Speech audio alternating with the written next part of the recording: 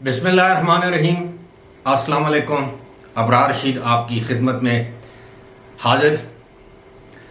और आज आपसे गुफ्तगू होगी दो तीन हवालों से। सबसे पहले ये तो चीफ जस्टिस ने कहा है कि पार्लियामेंट का बेहद एहतराम है, और आज कौमी असम्बली के अंदर से क्या क्या आवाज़ें आई। आइंदा होने वाले इजलास में, जिसे इन कैमरा सेशन कहा जा रहा है, जहां पर मुल्क के बड़े बड़े सिक्योरिटी के जिम्मेदारान पार्लियामेंट को सिक्योरिटी के हवाले से एतमाद में लेंगे। पार्लिमानी जो लीडर हजरात हैं या पार्लियामेंटेरियन हैं, वो यकीनन सिक्योरिटी हुकाम से कुछ सवालात पूछेंगे। इस पर बात होगी। दो चीज़ों का आपसे जिक्र करना ज़रूरी है। एक तो यह है कि अगर कुएं में कुत्ता गिर जाए तो आप जितना मर्जी ये पानी उसमें से निकाल लें, वो कुआं पाक नहीं होता जब तक आप कुत्ते को ना निकालें। लेकिन अगर कुएं भी ज़्यादा हों और ये इख्तियारतन मैं कह रहा हूँ, ज़ाहिर है कुत्ते भी ज़्यादा हों, तो फिर आप कितने कुओं में से बैक वक्त कितना पानी निकालेंगे, कितने कुओं को पाक करेंगे? जब तक आप वो कुत्ता या कुत्ते नहीं निकालेंगे, पानी पाक नहीं होगा।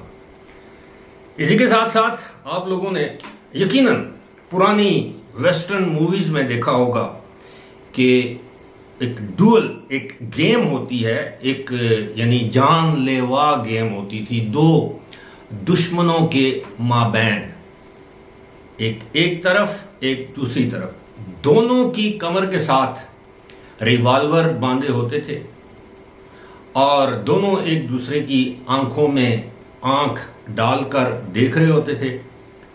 और जो ही यानी स्प्लिट सेकंड में दोनों में से जो आंख झपकता था, दूसरा बंदा फौरन गन निकालकर उस पर फायर कर देता था और उसकी जान चली जाती थी और एक की जान बच जाती थी। डुअल का नाम ये है कि दोनों में से एक ने जिंदा रहना है। कुछ इस तरह की डुअल इस वक्त पाकिस्तान के दो इंतहाई मोतबर अदारों के माबैन खेली जा रही है, दरमियान खेली जा रही है। एक है पार्लियामेंट, जिसको मदर ऑफ द इंस्टीट्यूशन कहा जाता है, और दूसरी है सुप्रीम कोर्ट। लेकिन सुप्रीम कोर्ट का एक मखसूस हिस्सा, पार्लियामेंट अपनी जगह जम के खड़ी है, डट कर खड़ी है। आज भी वहां पर इस तरह की तकारीर हुई।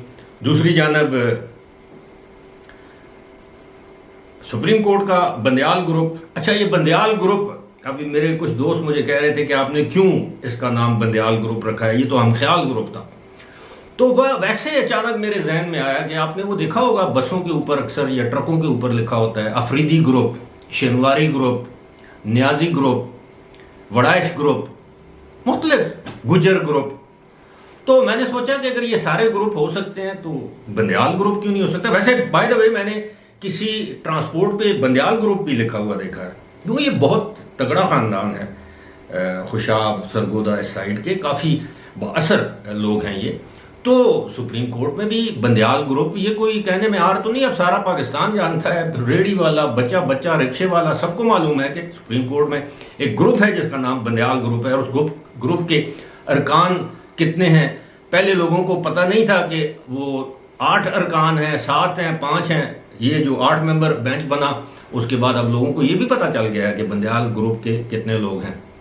खैर, आज इसकी समाअत हो रही थी तो चीफ जस्टिस साहब ने कहा, एक तो ये है कि दिलचस्प बात यह है कि जब इम्तियाज सिद्दीकी नाम है, वो एक पिटिशनर के जो वकील थे, 45 मिनट तक 45 मिनट्स तक उनको बोलने का मौका दिया गया। दरमियान में कोई रिमार्क नहीं आया, कोई कहीं नहीं टोका, कोई सवाल नहीं किया और उनको बोलने दिया गया।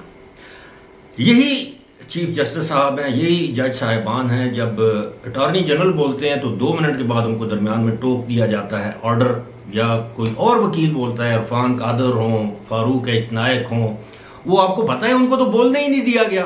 वो जो अकरम शेख कितने सीनियर कानूनदान हैं, तो उनको नहीं बोलने दिया जाता।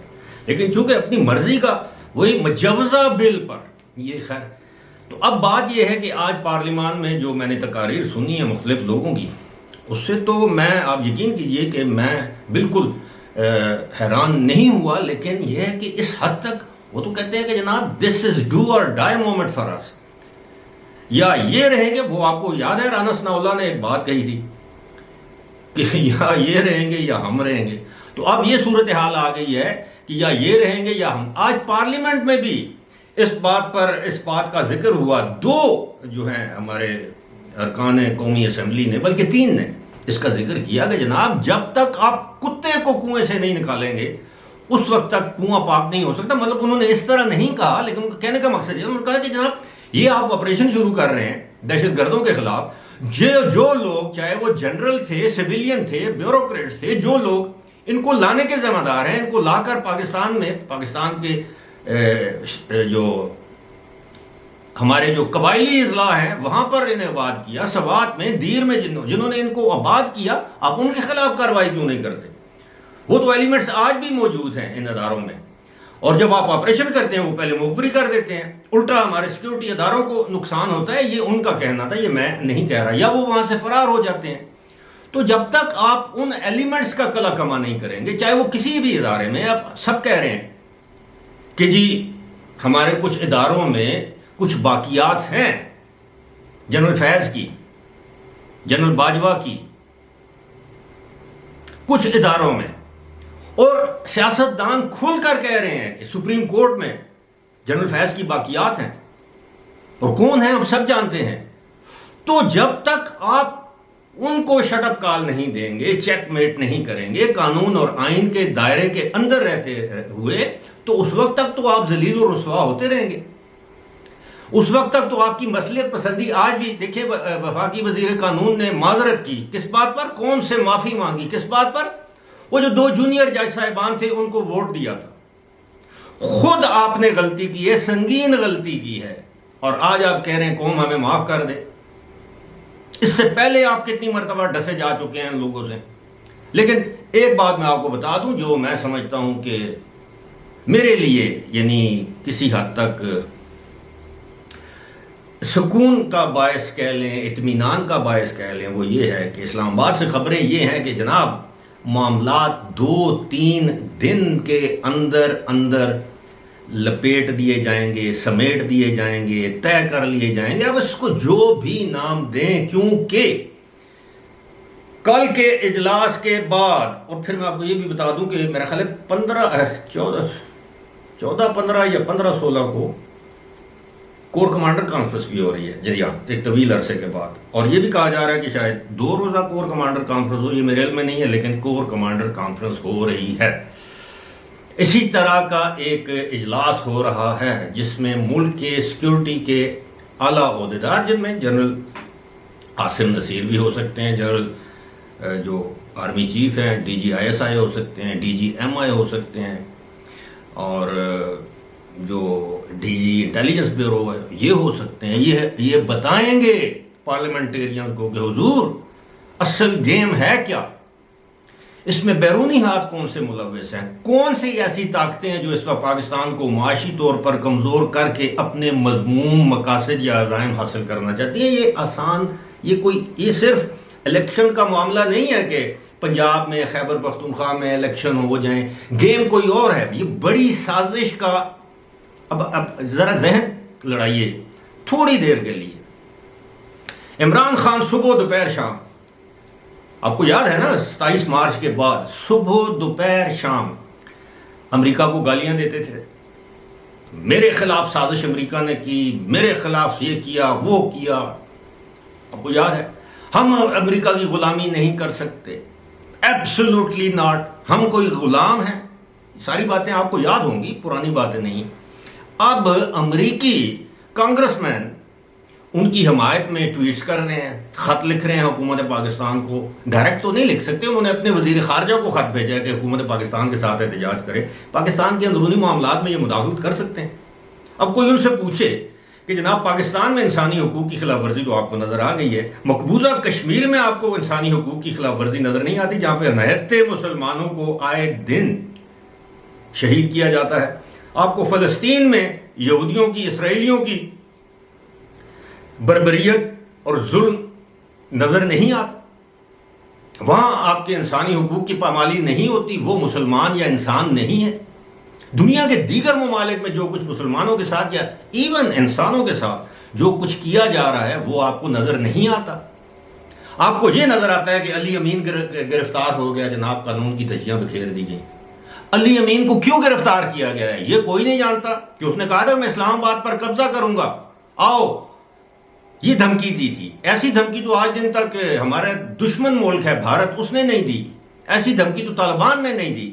تو کیا اس کے ساتھ قانون، اگر امریکہ میں بیٹھ کر کوئی پاکستانی یا ایون امریکن یہ کہہ دے کہ میں آ رہا ہوں وائٹ ہاؤس پر قبضہ کرنے کے لیے یا واشنگٹن ڈی سی پر قبضہ کرنے کے لیے، تو کیا آپ اس کو اجازت دیں گے؟ اس کے لیے ریڈ کارپٹ بچھائیں گے، پھولوں کے ہار لے کر جائیں گے؟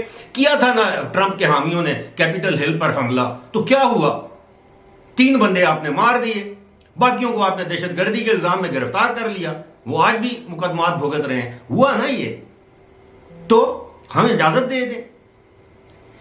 اچانک عمران خان کی محبت کیوں جاگی؟ جناب بھائیوں، یہ ہے سارا سی پیک کا معاملہ۔ امریکہ نہیں چاہتا کہ سی پیک دوبارہ شروع، اور جب تک عمران خان کی حکومت تھی سی پیک بند رہا۔ امریکہ نہیں چاہتا کہ پاکستان چین کے قریب ہو، چین پاکستان میں سرمایہ کاری کرے اور پاکستان اپنے پاؤں پر کھڑا ہو جائے۔ امریکہ پاکستان کو توانا ایک طاقتور ملک کے طور پر نہیں دیکھنا چاہتا، اور چینیوں نے صاف کہہ دیا ہے کہ اگر اس شخص کو دوبارہ اقتدار میں لانے کی سازش کی جا رہی ہے تو ہمیں معاف کرو۔ یہ وجہ ہے اصل، اوپر لیول کی گیم ہی کوئی اور ہے۔ لیکن ہمارے یوتھی انصافی ہے، ان کے لیے عمران خان سے دنیا شروع ہوتی ہے، اس پہ ختم ہوتی ہے۔